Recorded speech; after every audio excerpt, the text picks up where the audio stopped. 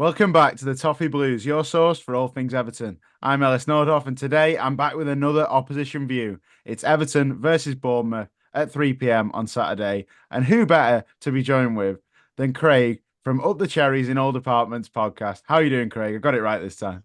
Yeah, all good, Ellis, all good. And thank you so much for having me back on. I'm sure you'll all remember him from last season as well, and he's back to talk more Everton versus Bournemouth. So we'll start, Craig. How's the season gone so far for Bournemouth? Obviously, a disappointing night yesterday, getting knocked out of the Mhm. Carabao Cup. But what do you make of the start in general, and how are Bournemouth fans really feeling ahead of this season? To be honest, I've been quietly confident, heading into the season. I think, our performances have been really good. To be honest, against Forest, we had an unlucky opportunity ruled out, and against Newcastle, the same, which no doubt we'll come on to. And then, of course, last night when we did want VAR wasn't in play. So, yeah, it's been one of those starts where we've played well. We've done well. Of course, Solanke going and Evan Nielsen coming in. He's adapting to the Premier League. He's adapting to English football. He will get there. There is a little bit of readjustment that he needs to do. But I think he ticks all the right boxes. But unfortunately, we're on 2 points, and a lot of that is really down to two very, very bad decisions against Forest and Newcastle. So would you say that the performances have been there then, and you probably deserve more points than you actually ended up with, really? Yeah, to be honest, we could easily be on 6 points by now. We could easily be on 6 points. Against Forest, yeah, don't get me wrong, we weren't great in the first half. We did pick it up and were much the better side. We finished much the better side. Against Newcastle, first half was very, very good. We could really have been out of sight. We did let them back into it. I think that, the intensity that we play out and that high press, it took a lot out of the team. Of course, Anthony Gordon scored to equalise. And then we had that opportunity at the end, which was 100% the goal. It hit his head.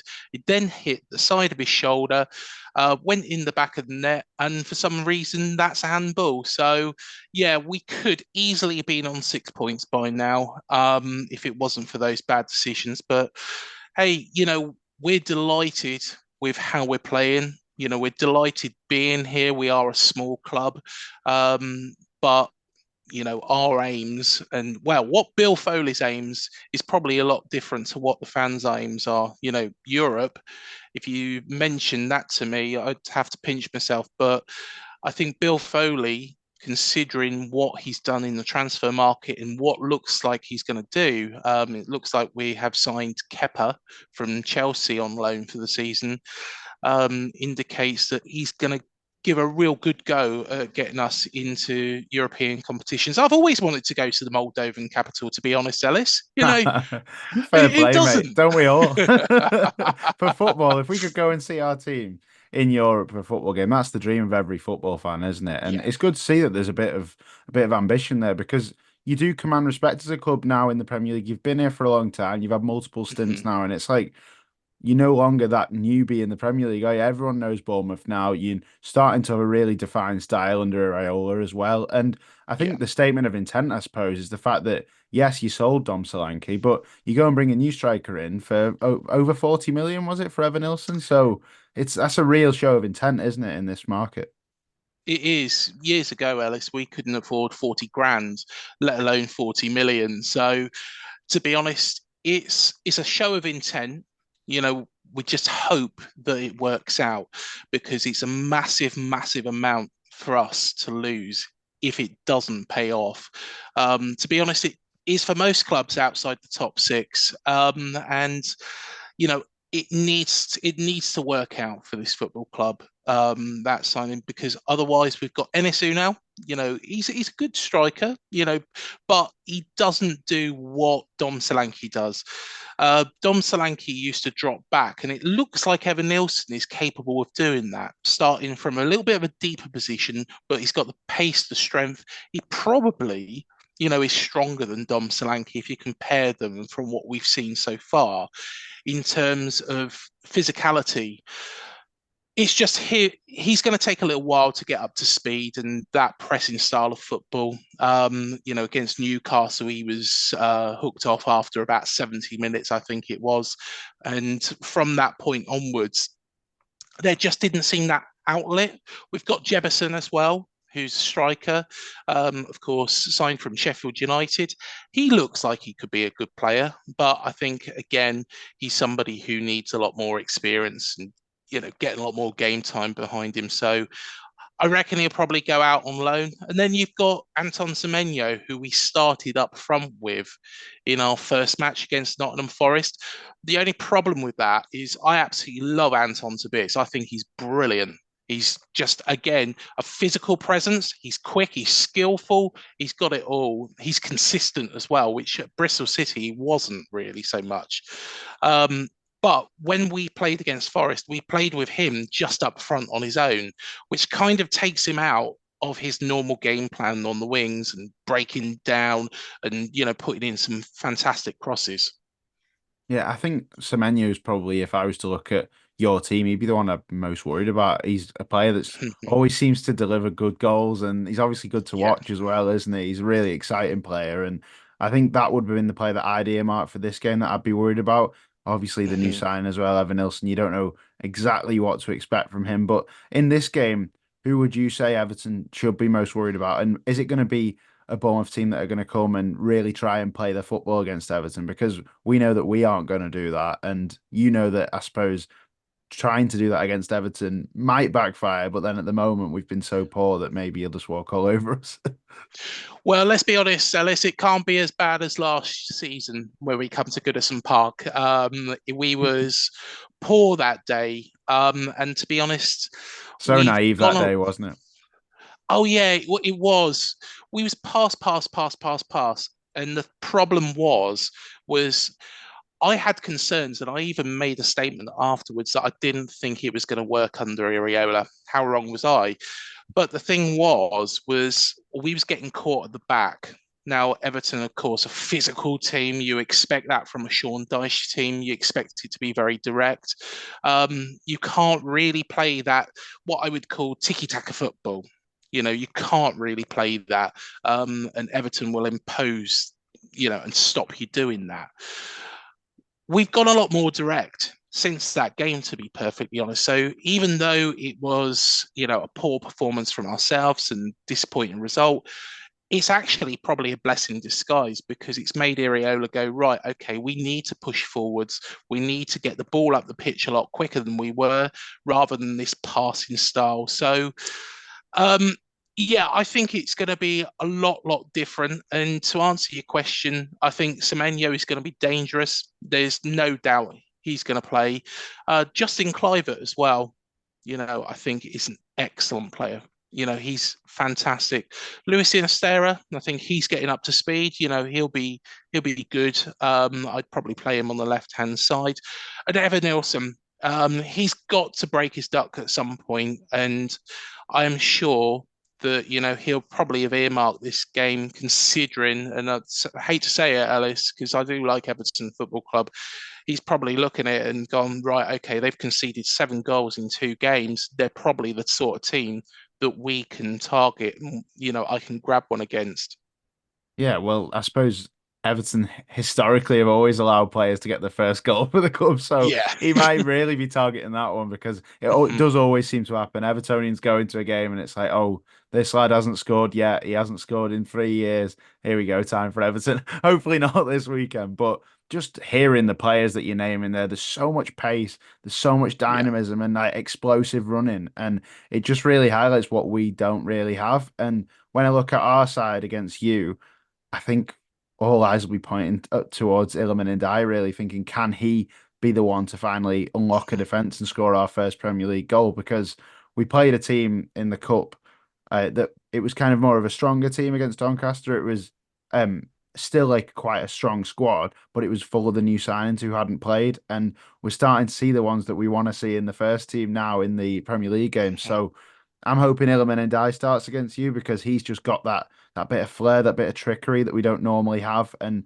we need that to unlock a defense. Because I don't know if you know, but our striker at the moment, Dominic Calvert-Lewin, doesn't really look like he wants to be there. So in terms of attack, Yes. that's why we've not scored a goal yet. We haven't got much going forward at all. So Everton fans are just crying out to see those new signings. So Mhm. I want to know what you think. What do you think of Everton's start, and what do you think of this attack that is very blunt at the moment?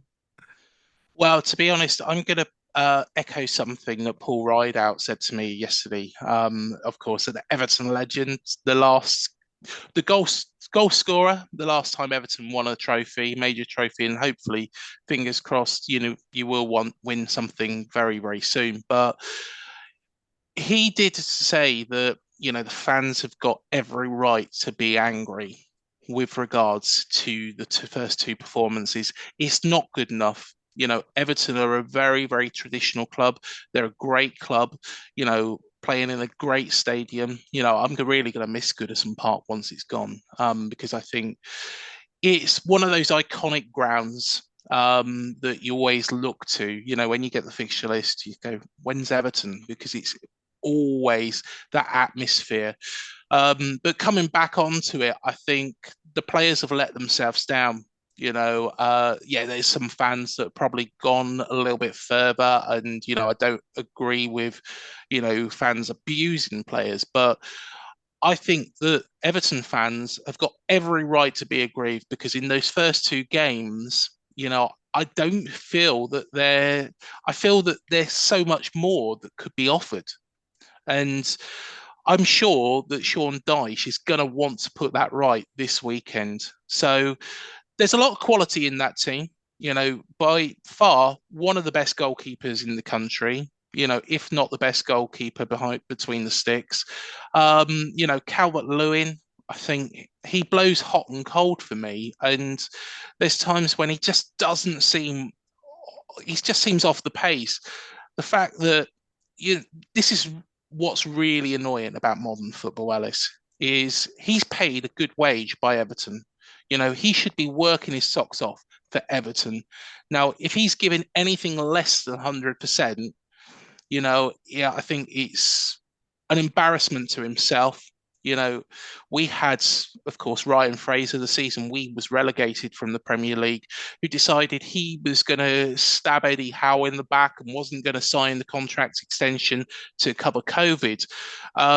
You could probably put the likes of Ivan Toney and Dominic Calvert-Lewin, if that is his idea, is to force a move through to whoever, in that boat as well. And it's just unprofessionalism. But I think there's a lot of quality. And I honestly do think Everton have got more than enough quality to stay in the Premier League this year. Um, but you can't have many more days like you have the last 2 weeks against Brighton and against Spurs. Spurs, you could probably say, okay, they're going to be up there. They're really going to be competing for the title this season, it looks like. But Brighton, it's a game that, really you should be, a bit more competitive in, especially when Fabian Hersler is making his debut as a Premier League manager. So I would be very disappointed as an Everton fan at the moment. That's just the way I see it. And I've always, been very, very honest. I hope, I hope you can stay in the Premier League. I'm confident you've got the players to do it. And I'm sure Dyche will be trying to get rid of that unprofessionalism, which I think has been apparent, for opposition fans, and I'm sure Everton fans as well, can see that clear as day. We want players who want to play for the football club ultimately. Yeah. That's the priority. Every fan would want that. And at the moment, it seems like Dominic Calvert-Lewin maybe doesn't really want to be here at the moment. And Beto, on the other hand, who started against Doncaster, looked so up for it all game, looked so pleased when he scored. And I think Hmm. quite a few Everton fans would rather see him up front now. So it'd be interesting to see what they actually do on Saturday because Dominic Calvert-Lewin might not even be at the club. By the time we're recording here, it's not the deadline hasn't passed yet. There could still be business from Everton. I'm not getting my hopes up because we usually get let down with that, but maybe Mhm. we could just get a few more in, but it's unlikely that by now they'd be registered for this game. It just might be a Yeah, case that Dom isn't here anymore. But we're really impressed by Beto in the last couple of times he's appeared. He just seems to really work and cause a nuisance, and he's very unorthodox, so expect that. But he's just I think because he's took so much to the club, he's really like he feels like he's a blue already. It seems like yeah. maybe he's the one that we'd rather see there. So in this game, I hope he starts. I hope a couple of the other new signings start, and we can finally get that first win or even first point. Because to lose the first two games, you do not want to make that three. So I'm going to be No. back in that we won't make it three. I'm going to be back in that we're going to win. But I want to hear your prediction. Ellis, you know I'm not going to bet against my own team. And to be perfectly honest, I think Everton will score. I think you'll break that duck.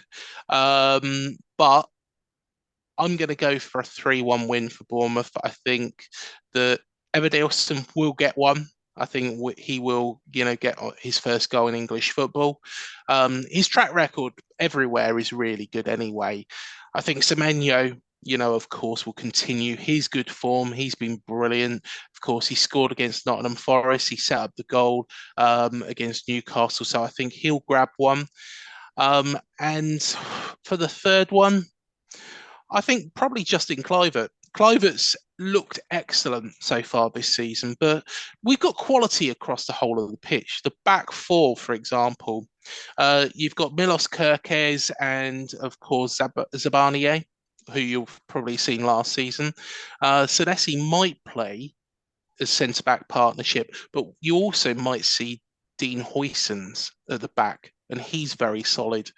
And right back, we've now got Julian Arejo, Mexican international. So he's a very, very good right back. It's a bit unfair on Adam Smith because he's been a great servant to this football club, but I think that's probably the back four. If there's one position that I would say we're weakest, but we might have addressed it just in time, it is probably our goalkeeping department. And Neto, what you'll notice is I don't know why he does this because he used to be really, really good at coming for the ball and claiming the ball and commanding his defence. He doesn't seem to be like that anymore. He seems to stay more on the line and let his defenders cope with it. And then errors come off the back of that. So I think Kepa will change that up. I think it might even be a coaching style thing. But we've got quality all over the pitch, and I'm confident, we're going to have a good season and hopefully no VAR decisions this time around. Yeah, we'd rather it just be a normal game with no controversy, wouldn't we? Yeah. Evertonians are just rooting for that first win though. When you mentioned there about Neto staying on his line, that's music to Everton fans' ears because we'll be thinking, well, it could be Jake O'Brien in there, it could be James Tarkowski, and we know we do put a good delivery in from corners as well. So Everton will be relying on set pieces and hopefully if you leave some gaps from your really attacking play, I suppose that could be it. But I do know for sure that you won't be as naive as you were last year, and I don't think we'll be winning 3-0 again. So that Yeah, I think I don't expect that really. Yeah, to be honest, mate, that performance was really, really poor, and it did set off alarm bells, and it really worried me about Areola. But he put it right. He went more direct. I don't think it was his style of play which was a problem. I think maybe we didn't have the players to play around at the back like he was hoping.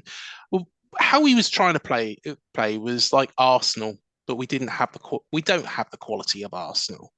Let's be fair.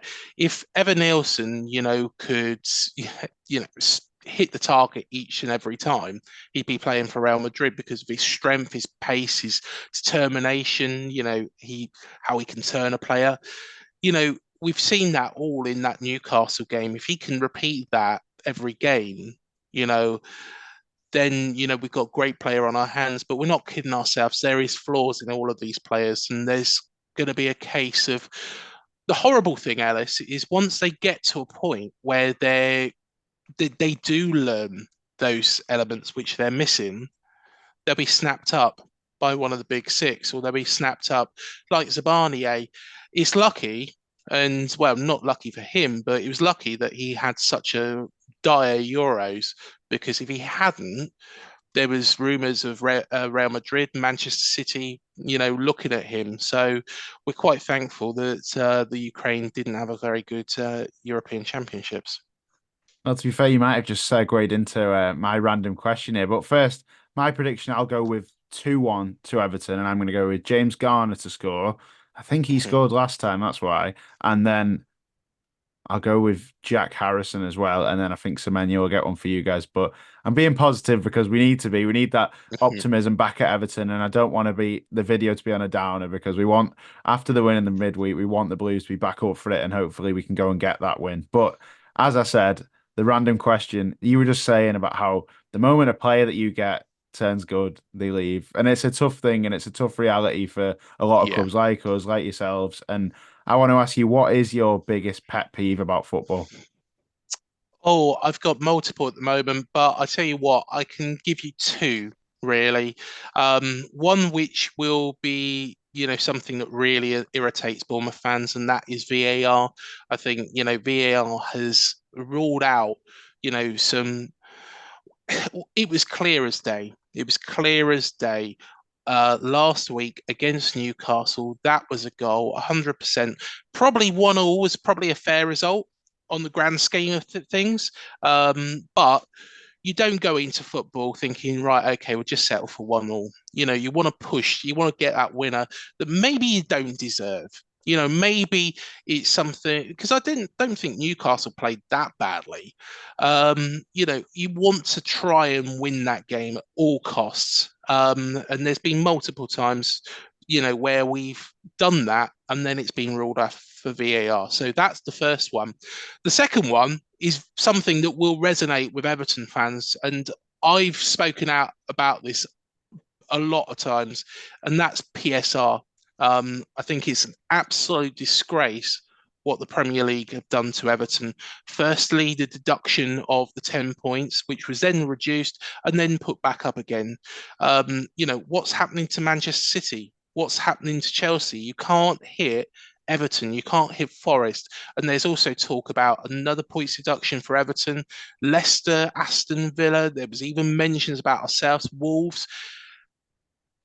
Football in the top flight is just corrupt at the moment. And the sooner Richard Masters is sacked from his position, the better, because it's just destroying the fabric of the game. And I think probably this season, because it's going to be a lot closer, I think, the bottom three last year was poor. I think it's going to be a lot closer this season. I don't think there's going to be anybody really cut adrift apart, maybe from Southampton. We don't really care much about them, but You had to but say that, didn't you? yeah, I did. Yeah, just to stick a little bit of an oar in. But to be perfectly honest, I think it could be a season where a team who get a points deduction get relegated. I honestly think Everton will be fine, but you cannot keep hitting all these clubs with points deductions when you're not hitting the main culprits, Manchester City and Chelsea. It's just wrong. And whoever I've spoken to, be it football finance experts, all the way down to Paul Rideout, all agree that PSR is completely wrong. You should be able to spend, if you've got money, you should be able to spend within reason. And it's not the fans' fault, it's not the manager's fault, and it's not the players' fault. Um, it needs to, and I know I'm not trying to get brownie points from Everton fans here, but that's just my honest opinion. If it was happening to us, I would hope that other opposition fans and Everton fans would say, this is wrong what's happening to Bournemouth, and it is wrong what's happening to Everton. I think it's very well said, and a lot of Evertonians will be waiting patiently to see how Chelsea's hotel sale and sale Mhm. between two entities that they own goes through because that seems like a way round which shouldn't be allowed really, and it it's set to be another season marred by points deductions, and it just takes away the integrity of the whole league, like you said, and it's disappointing. But I hope Everton aren't involved, but I also hope for the sake of the whole league that it is fixed because even if we weren't to get another points deduction, I don't want to see any club get points deductions anymore. It shouldn't be a thing Mhm. really because it just ruins the whole league. Obviously, I'd like to see some clubs get their comeuppance after what they've done now, but after that, I really think we need to rethink it completely. And hopefully, these shadow rules that are in place that are more in real time could be the solution to that. But completely echo everything that you say there. And before you go, got a few quick fire questions for you. Would you mind Yeah, answering go them? for it. Yeah, go for Right. it, Ellis. So, Everton, where are they finishing? 14th, Bournemouth. 10th. Who wins the league? Uh, Arsenal, don't worry. I wasn't thinking Liverpool in any way or shape or form. They'll just blow it. What will happen? What will happen at the top? Just to please Everton fans some more. And I tell you what, I'm getting brownie points here. What Liverpool will do is they'll look like they're coming close, like last season, and then just absolutely collapse, and we'll just all have a laugh at them again. I'm here for that. I'm absolutely here Yeah. for that. And who gets relegated? This is a difficult one because it's changed in my head so many times. Southampton's the definite one for me. Loud I and think proud. Leicester City. Yeah, it had to be. It had to be. Leicester City. I think they'll put up a fight. I think they'll put up a fight, but I think the points deduction will do them. The third place is a little bit of a toss up for me, and it's between a couple of teams. I think Nottingham Forest were my early favourites to go down, but actually, after watching them, I think they might have enough.